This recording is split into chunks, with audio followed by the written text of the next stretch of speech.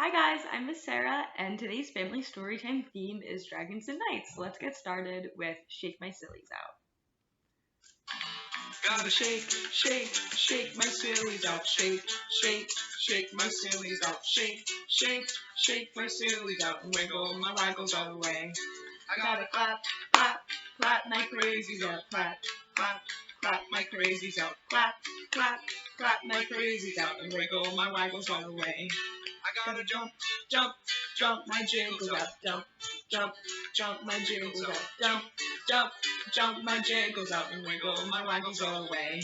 I gotta yawn, yawn, yawn my sleepies out. Yawn, yawn, yawn my sleepies out. Yawn, yawn, yawn my sleepies out. And wiggle my waggles all the way. I gotta shake, shake, shake my sillies out. Shake, shake, shake my sillies out. Shake, shake, shake my sillies out. And wiggle my waggles all the way. And wiggle my waggles all the way. Yay, good job, guys!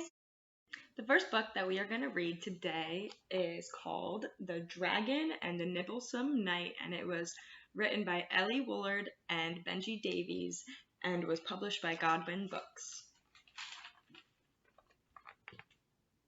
The Dragons of Dread were a terrible bunch. They ate boys for their breakfast and girls for their lunch. But the best things of all, their favorite delights, were the dribblesome, nibblesome, nobble-kneed knights. When the smallest of all the dragons turned 4, his parents said, "Dram, you're a baby no more. This nest's getting cramped and you've never once flown. Now go bite a nibblesome knight of your own."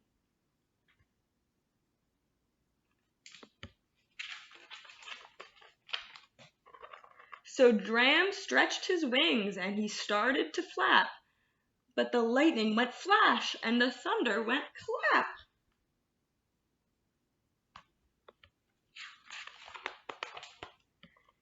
It hailed and it galed and the winds looped and curled and they whisked Dram away to the end of the world,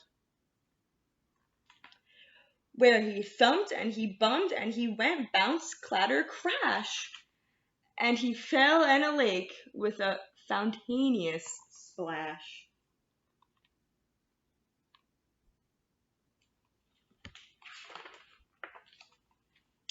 Now watching the skies by the edge of the shore was young James, who had not seen a dragon before.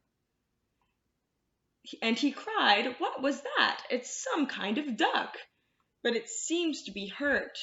What to do? What bad luck?" So he took off his armor and said with a grin, "I'm coming to help you," and waded right in.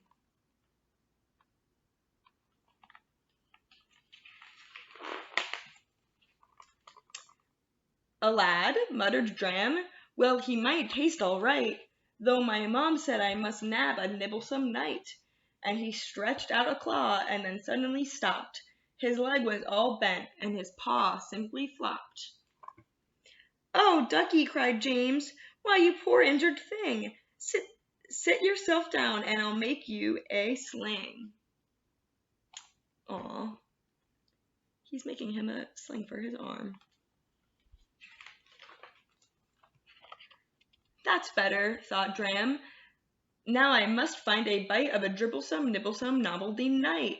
So he waved a goodbye, and he tried to breathe smoke, but all that came out was a hoarse kind of croak. "Oh, ducky," cried James, as Dram struggled to roar, "what a strange sort of crack! Why, your throat why your throat must be sore. It's come to the woods, and I'll fetch you some honey. It's good medicine, all soothing and runny."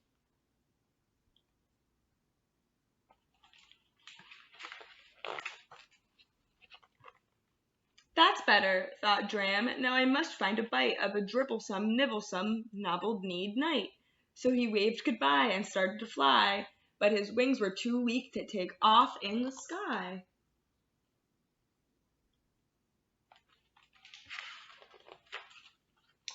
"Oh, Ducky," cried James, "I'm so dreadfully rude.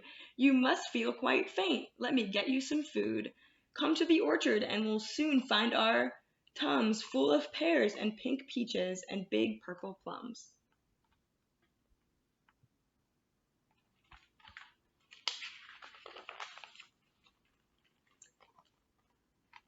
"That's better," yawned Dram. "Now I must find a bite." But he fell fast asleep, and the moon marbled night.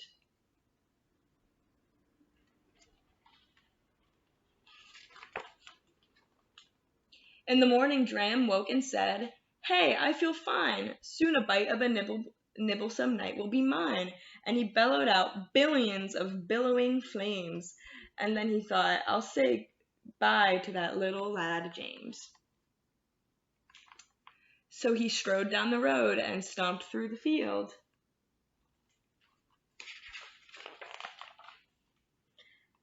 And there was young James with a sword and a shield. "You're a knight," shouted Dram. "You're not simply a lad?" "You're a dragon," yelled James. "You're all beastly and bad." "Oh no." "Yes," muttered Dram, "I suppose I should bite." "Oh," mumbled James, "then I guess I should fight. It must be over, the finish, the end." Oh no, they can't fight each other. Then they both said at once, "But I can't. You're my friend." "My friend," chortled James, as he put down his sword. "My friend," shouted Dram, and he smiled as he roared.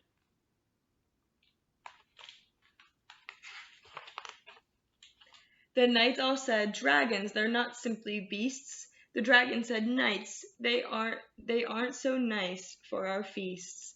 "Nibbled at nights? Why, of course we do not, though every so often they sort of..."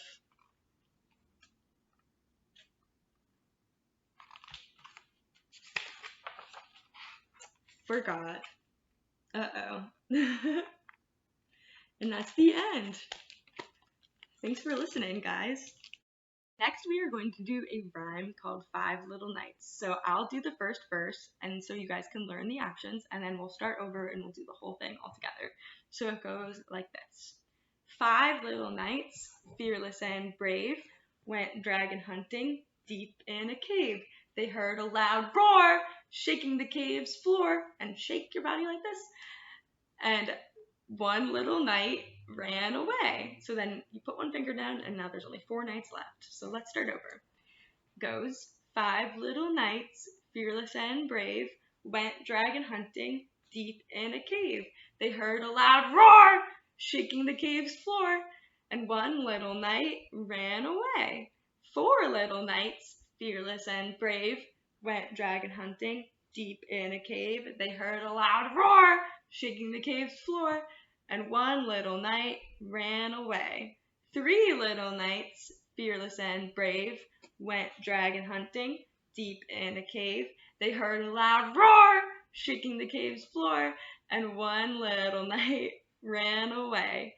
2 little knights, fearless and brave, went dragon hunting deep in a cave. They heard a loud roar, shaking the cave's floor, and one little knight ran away. 1 little knight, fearless and brave, went dragon hunting deep in a cave. He heard a loud roar, shaking the cave's floor, so one little knight ran away. And now they all ran away. Thanks for doing the rhyme with me, guys. You did a great job. The next book that we are going to read is called Sloppy Wants a Hug, and it is by Sean Julian and published by North South.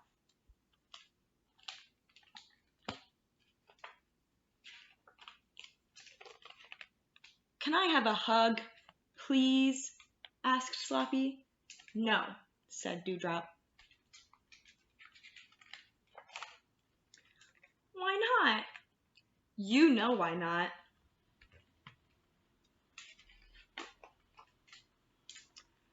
"I don't know what you mean." "Yes, you do," said Dewdrop. "You're just pretending not to."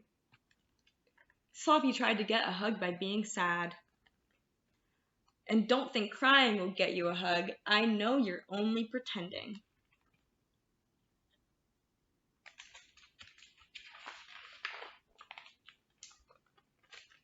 Sloppy tried to get a hug by giving Dewdrop presents. I don't want a stick or a big rock. You know you're not supposed to pull up the flowers. I've told you before, woodland animals are not presents.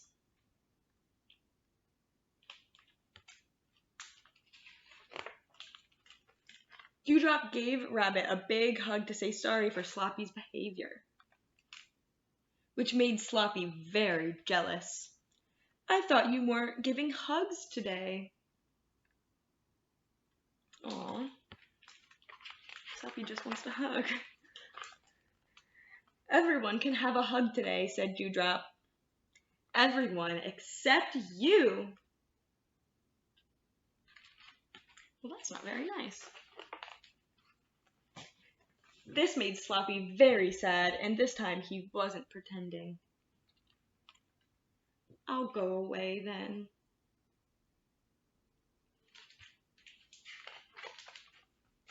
Sloppy went and sulked under a tree. I didn't want a hug anyways. Oh, and this little bird says, "Tweet, help, help!" It's falling from the tree. Can I help you, little birdie? Asked Sloppy. Tweet, tweet, I fell from my nest. Tweet, tweet, thank you, Sloppy.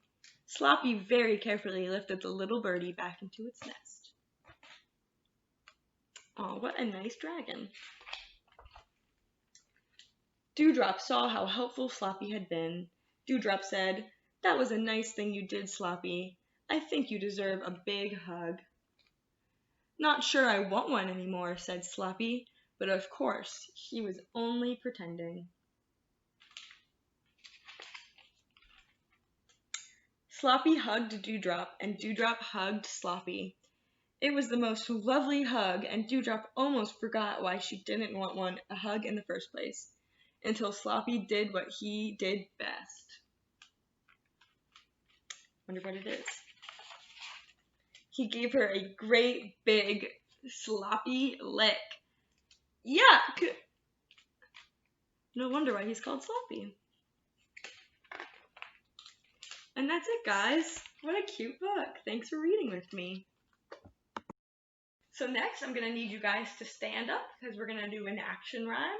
It's called Dragon, Dragon, Turn Around, and it goes like this. I'll do it once through to show you guys the actions, and then we'll do it twice through together. So here we go. It goes, dragon, dragon, turn around.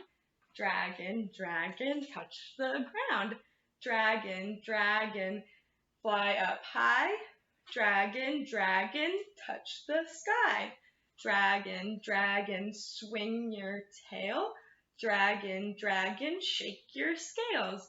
Dragon, dragon, give a roar.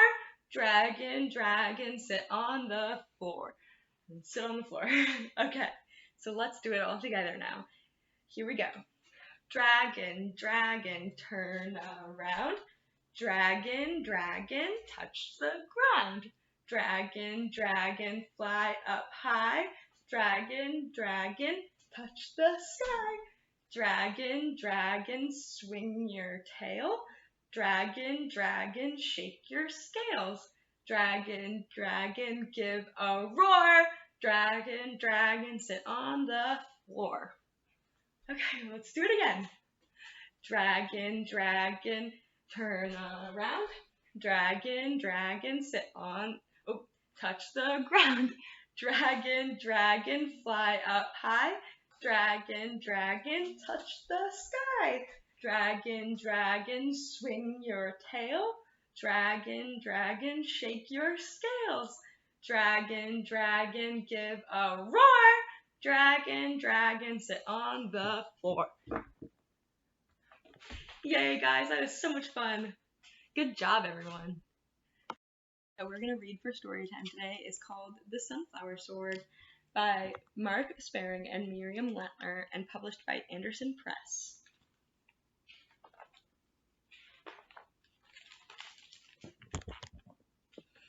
Once there was a land filled with fire and smoke and endless fighting, where knights fought dragons and dragons fought knights, and that's the way it always had been. In this land, there lived a knight who wanted to be like the other knights and fight like the other knights and have a sword like the other knights. But his mother said he couldn't.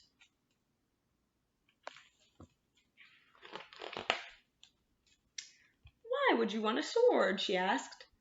"To whoosh and swoosh in the air," smiled the little knight. Said his mother, and she hurried off to find a sunflower. "Well," sighed the little knight, "I suppose I could pretend it's a sword."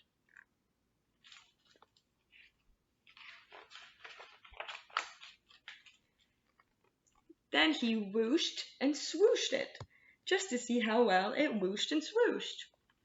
It whooshed and swooshed very well. "But," said the little knight, "it won't be any good for fighting dragons." "No," sighed his mother, "I suppose it will not. I don't suppose it will, but keep it anyways." So the little knight trundled up Dragon Hill, a place where only the biggest and bravest knights ever went. He played happily all day. The sunflower sword swung this way and that. It slew not one, not two, but 3 imaginary dragons. It's a lot of dragons. Suddenly, the air crackled with heat. Smoke billowed all around. And there stood something full of fire and flame and a fight to be fought. What do you think it is, guys? I think you can make a pretty good guess. A real dragon! Uh-oh. That's not good. The little knight had no choice. It was too late to run. So he whooshed and swooshed the sunflower sword. It cut through the air like a fine silver blade, but suddenly, as it swung near him, the dragon saw what it was and... what do you think he's gonna do? Reached out to take it. Could it be, thought the dragon, has this little knight climbed to the top of Dragon Hill to offer me a flower? Could it be, thought the little knight, a dragon not be so fearsome after all? Then the little knight and the dragon looked at each other and both began to smile. Aww. So that's how it happened, as simply as that. From then on, they met each day on Dragon Hill and played much better games than fighting.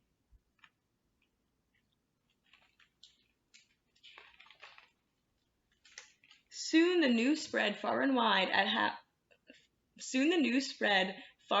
of how an enemy could become a friend and how the land might become a peaceful place. One by one, the knights laid down their swords and climbed to the top of Dragon Hill.